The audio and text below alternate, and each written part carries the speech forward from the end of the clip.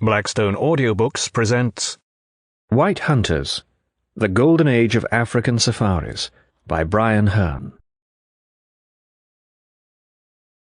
Chapter 1. The First White Hunters.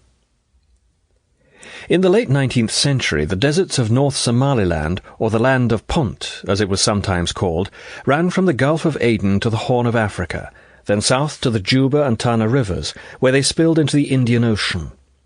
It was truly terra incognita, the land of devil dervishes, dust storms, and, it was said, fiendish beasts. Fierce Somali clans roamed this unmapped territory of heat, thirst, and sudden death.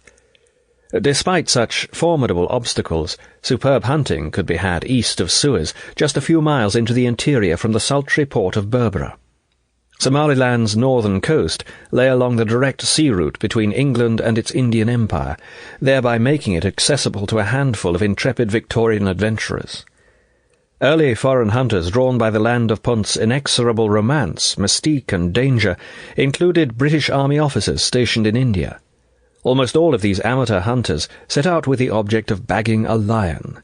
Some were successful, but the lions in many cases kept the score fairly even, mauling or killing many of these daring souls. Hunting was, of course, a long-cherished tradition during the Victorian and Edwardian eras in England, just as it was on the European continent and in the United States. Although the term white hunter actually had its beginnings in British East Africa after the turn of the 20th century, big-game hunting was already popular in other parts of the Dark Continent, notably in South Africa, where amateur and meat hunters as well as a few ivory hunters had been active long before Somaliland and East Africa came into vogue. In South Africa, the exploits of adventurers such as Gordon Roulaine Cumming, William Cornwallis Harris, and Charles Baldwin, to name just a few of that era's prolific South African Nimrods, were the stuff of legends. These men were after meat mostly.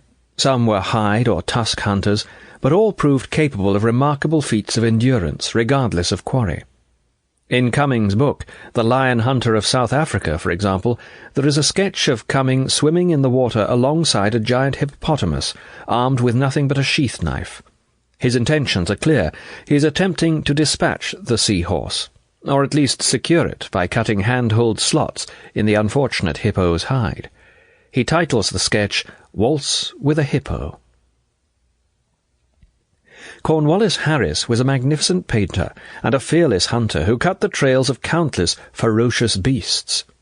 Charles Baldwin wrote a memorable account of his own stirring exploits in the pursuit of big game circa 18. Sample complete. Ready to continue?